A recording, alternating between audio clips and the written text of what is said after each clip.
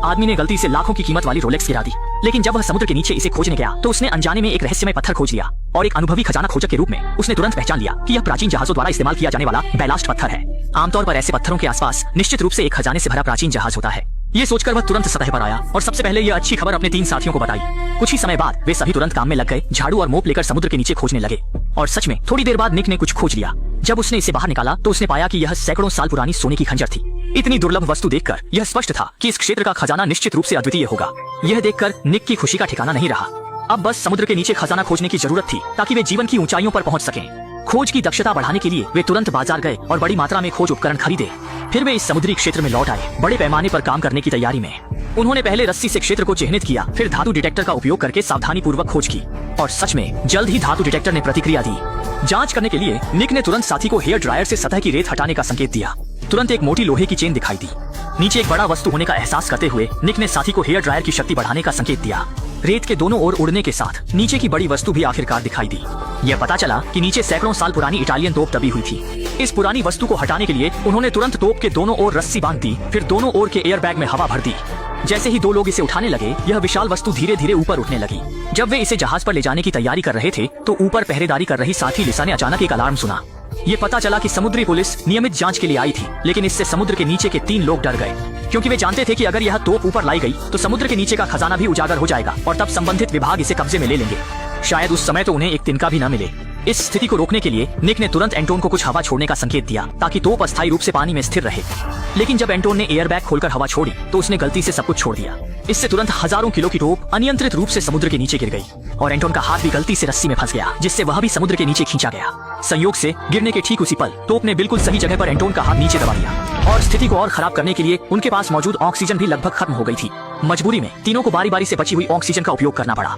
स्थिति की गंभीरता को समझते हुए निक ने तुरंत अपनी गर्लफ्रेंड के साथ बचाव कार्य शुरू किया, लेकिन दुर्भाग्य से यह तोप बहुत भारी थी। दोनों ने काफी प्रयास किया लेकिन तोप हिली नहीं। ये समझते हुए कि अगर ऐसा चलता रहा तो सब खत्म हो जाएगा, निक ने जोखिम उठाने का फैसला किया। तुरंत अपनी ऑक्सीजन टैंक उतार दी और बची हुई ऑक्सीजन को एयर बैग में भर दिया। फिर अपनी गर्लफ्रेंड के साथ पूरी ताकत लगाकर उन्होंने तोप को कुछ सेंटीमीटर ऊपर उठाने में सफलता पाई, जिससे एंटोन की जान बच गई।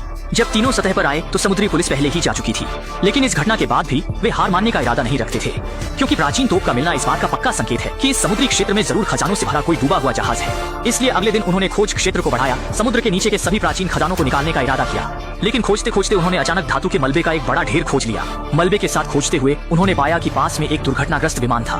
निक अपनी आंखों पर विश्वास नहीं कर सका, इसलिए वह तुरंत सतह पर आया और विमान की बात अपने साथियों को बताई। कुछ लोग यह देख तुरंत नीचे उतरकर विमान की स्थिति देखने लगे, लेकिन उन्होंने सोचा भी नहीं था कि जब वे विमान के अंदर पहुंचे तो वह पूरा आटा से भरा हुआ था। स्पष्ट रूप से यह विमान तस्करों द्वारा आटा ले जाने के लिए इस्तेमाल किया गया था, लेकिन किस्मत की बात है कि दुर्घटना हो गई और यह संयोग से इस समुद्री क्षेत्र में गिर गया। यह दृश्य देखकर निक घबरा गया, लेकिन साथ ही एंटोन बहुत उत्साहित था, यहाँ तक कि एक पैकेट लेकर बेचने की योजना बना रहा था। लेकिन निक ने सोचा कि अगर यह चीज पुलिस द्वारा पकड़ी गई तो वे जेल में सड़ जाएंगे। ऐसे गंदे पैसे को वह कभी हाथ नहीं लगाएगा। ये कहते हुए उसने चाकू से आटे की पैकेजिंग को काट दिया और सब कुछ समुद्र में फेंक दिया। घर लौटने पर निक की गर्लफ्रेंड ने पुलिस को सूचित करने का सुझाव दिया, लेकिन यह तुरंत अन्य साथियों द्वारा विरोध किया गया, क्योंकि अगर पुलिस को पता चला तो वह समुद्री क्षेत्र निश्चित रूप से पुलिस द्वारा बंद कर दिया जाएगा और समुद्र के नीचे का कीमती खजाना भी जब्त कर लिया जाएगा। इसलिए साथी ने सुझाव दिया कि वे पहले खजाना निकाल लें, फिर विमान की बात पुलिस को बताएं। ये एक अच्छा विचार लग रहा था, इसलिए सभी ने सहमति जताई। केवल एक तरफ खड़ी लिसा ने गलत इरादे से काम किया। अगले दिन जब सभी खजाना खोज रहे थे, लिसा चुपके से विमान के मलबे के पास गई, कुछ आटा पैकेट लेकर बेचने की योजना बनाई, लेकिन वह अपने इरादे में सफल नहीं हो सकी। जैसे ही वह विमान के अंदर गई, उसका ऑक्सीजन टैंक विमान के मलबे में फंस गया। इसी दौरान इस तरफ के साथी लिसा को कहीं नहीं देख पाए, जिससे निक को बड़ा अनिष्ट का आभास हुआ और वह तुरंत एक गैस सिलेंडर लेकर समुद्र के नीचे उतर गया। यह समझते हुए कि लिसा विमान के मलबे में है, वह तुरंत अंदर गया और वास्तव में उसने मलबे में उसे पाया। सौभाग्य से निक समय पर पहुंच गया, जिससे लिसा की जान बच गई। घर लौटने पर सभी ने प्राचीन दस्तावेजों को देखा, जिससे उन्हें पता चला कि समुद्र से निकाले गए ये प्राचीन वस्तुएं 300 साल पहले के एक फ्रांसीसी व्यापारी के जहाज की हो सकती हैं। और किताब में स्पष्ट रूप से लिखा था कि उस समय व्यापारी ने युद्ध से बचने के लिए अपनी अरबों की कीमत वाली संपत्ति को वेस्ट विंड नामक जहाज पर रखा था, ताकि इसे फ्रांस ले जाया जा सके। लेकिन रास्ते में समुद्री डाकुओं के हमले का सामना करना पड़ा, जिससे दोनों पक्षों को भारी नुकसान हुआ और वेस्ट विंड इस समुद्री क्षेत्र में डूब गया बिना किसी खबर के। यह देखकर सभी बहुत उत्साहित हो गए। अगले दिन फिर से उस समुद्री क्षेत्र में खजाना खोजने की योजना बनाई, ताकि उस संपत्ति को अपना बना सके। लेकिन यह उम्मीद नहीं थी कि सब लोग अच्छी तरह से बात कर रहे थे। तभी एंटोन और एक साथी ने गलत इरादा कर लिया। रात के अंधेरे में जहाज लेकर विमान के मलबे के पास गए, चोरी से कई आटा पैकेट ले गए और अगले दिन स्थानीय गैंगस्टर को बेचने गए। लेकिन उनकी बिल्कुल भी उम्मीद नहीं थी कि यही आटा दरअसल उसी गैंग का खोया हुआ सामान था। एंटोन और साथी को गैंगस्टरों ने पकड़ लिया।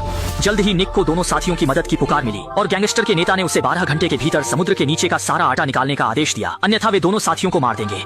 मजबूरी में दोनों साथियों की सुरक्षा के लिए निक को यह स्वीकार करना पड़ा। लेकिन गर्लफ्रेंड ने इनकार कर दिया। काले गिरोह के लिए काम नहीं करना चाहती थी, इसलिए उसने इस मिशन से हटने का फैसला किया।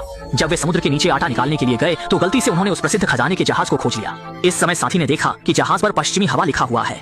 इस दृश्य को देखकर तीनों बहुत उत्साहित हो गए, क्योंकि यह जहाज सैकड़ों साल पहले गायब हुआ खजाने का जहाज था। लेकिन इस अपार धन के सामने तीनों इसे लेने की हिम्मत नहीं कर सके, क्योंकि उनका समुद्र में उतरने का उद्देश्य था कि काले गिरोह द्वारा दिए गए आदेश को पूरा करना, विमान के मलबे में से हजारों पाउंड आटा निकालकर किनारे पर लाना, वरना गैंग वाले उन तीनों को जिंदा निगल जाएंगे। लेकिन जब तीनों आटा निकालने में व्यस्त थे तो उन्हें यह एहसास नहीं हुआ कि एक शार्क ने उन्हें निशाना बना लिया है। अगले ही पल साथी लिसा का आधा कूल्हा शार्क ने काट लिया। मजबूरी में उन्हें आटा को पकड़ने वाली रस्सी काटनी पड़ी। तुरंत लिसा को अस्पताल ले जाया गया, लेकिन दुर्भाग्य से लिसा अंततः गंभीर चोटों के कारण मर गई। इस दुखद समाचार को सुनकर छोटी माई भी जल्दी से वहां पहुंची, अपने प्रेमी के साथ लड़ाई के लिए तैयार। लेकिन चूंकि डिलीवरी का समय आ गया था, वे जल्दी ही काले गिरोह द्वारा घेर लिए गए। संकट में निक ने संकेत दिया कि साथी पहले प्रेमिका को ले जाए, खुद को काले गिरोह को रोकने के लिए छोड़ दिया। अपनी जान बचाने के लिए निक ने उन्हें खजाने के बारे में बताया। दावा किया कि इस खजाने की कीमत आटे से सैकड़ों गुना अधिक है।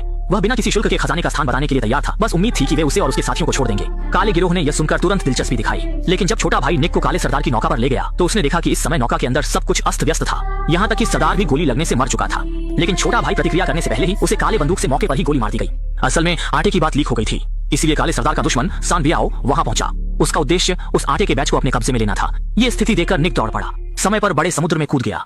पानी में प्रवेश करते ही वह मछली की तरह हो गया। बिना किसी मेहनत के उसने दुश्मन को चकमा दे दिया।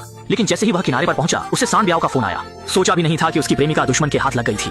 मजबूरी में निक को सान बियाओ और उसके लोगों को विमान के दुर्घटना स्थल पर ले जाना पड़ा। लेकिन निक ने भी एक चालाकी की, पहले से ही साथी को विमान के कॉकपिट में छिपा दिया। छिपकर हमला करके उसने सान बियाओ के गुर्गे को सफलतापूर्वक मार गिराया। स्थिति को गंभीर मानते हुए सान बियाओ ने जल्दी से हार्पून भरा, लेकिन निक ने पहले ही गैस सिलेंडर को उस पर निशाना बना लिया था। अगले ही पल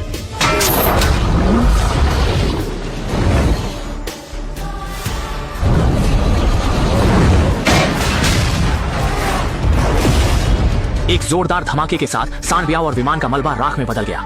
इस प्रकार एक संकट आखिरकार समाप्त हो गया। जब सब कुछ शांत हो गया तो कुछ लोगों ने समुद्र के नीचे से लोहे की टोप को निकाल लिया, लेकिन जैसे ही वे सफल होने वाले थे, रस्सी अचानक टूट गई। लेकिन हैरानी की बात यह थी कि जब टोप समुद्र में गिरी तो वह गलती से डूबे हुए जहाज को फोड़कर उसमें एक दरार बना गई और अंदर अनगिनत सोने की ईंटें भरी हुई थीं।